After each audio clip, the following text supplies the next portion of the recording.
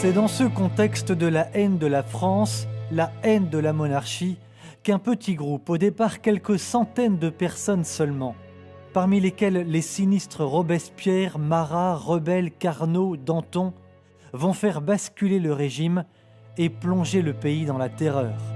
Les premières exécutions commencent au nom d'une soi-disant liberté.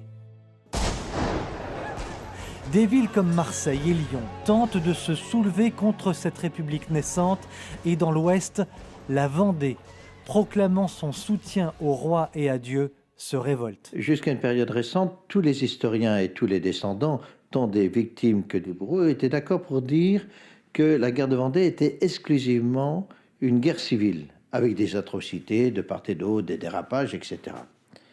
Bien entendu, la guerre de Vendée est avant tout une guerre civile. Il y en a un peu partout en France. Mais au-delà de cette guerre civile, il y a quelque chose de nouveau qui va se mettre en place, qui est réfléchi au plus haut niveau de l'État, qui est organisé, planifié.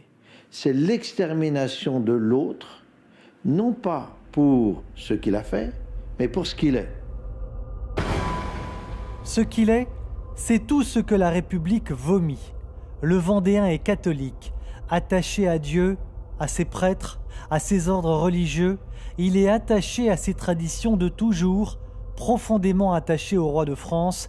Il faut donc le traiter comme ennemi du peuple et rapidement l'éliminer.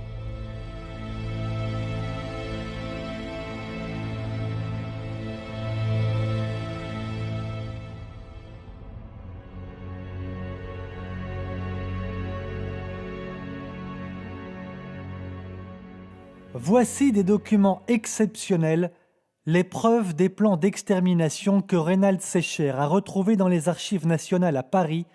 La lecture de ces documents officiels glace le sang.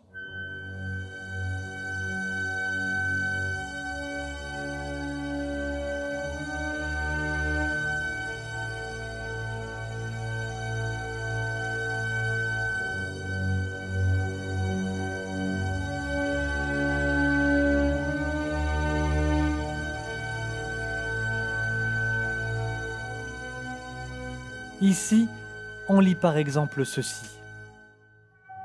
Le comité de salut public a arrêté que les brigands, autrement dit les Vendéens, doivent disparaître en peu de temps. Non seulement de la Vendée, mais de toute la surface de la République. Et voici le rapport du général français républicain Westermann. Il n'y a plus de Vendée. Elle est morte sous notre sabre libre avec ses femmes et ses enfants. Je viens de l'enterrer dans les marais et les bois de Savenay.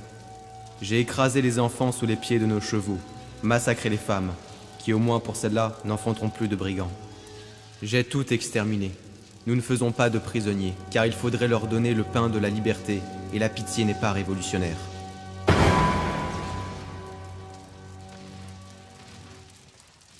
Un sinistre politique écrira notamment « Plaçons la terreur à l'ordre du jour ».